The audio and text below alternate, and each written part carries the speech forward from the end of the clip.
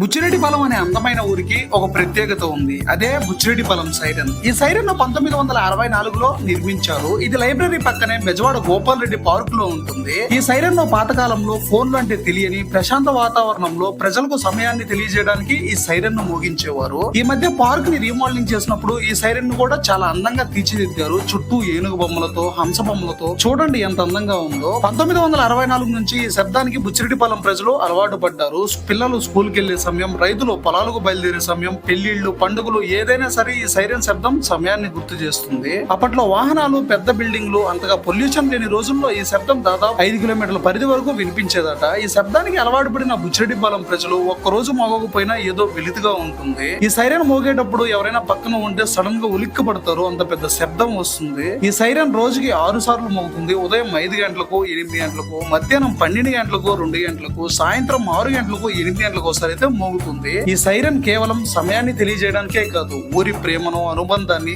ఆత్మీయతను తెలియజేస్తుంది. ఇలా మీ ఊరికి ఇలాంటి సైరన్స్ ఉంటే కామెంట్ చేసేయండి. ఈ రీల్ మీ ఫ్రెండ్స్ అండ్ ఫ్యామిలీ మెంబర్స్ కు షేర్ చేసేయండి. సైనింగ్ ఆఫ్, మీ ఐ లవ్ బుచ్చిరెడ్డిపాలెం.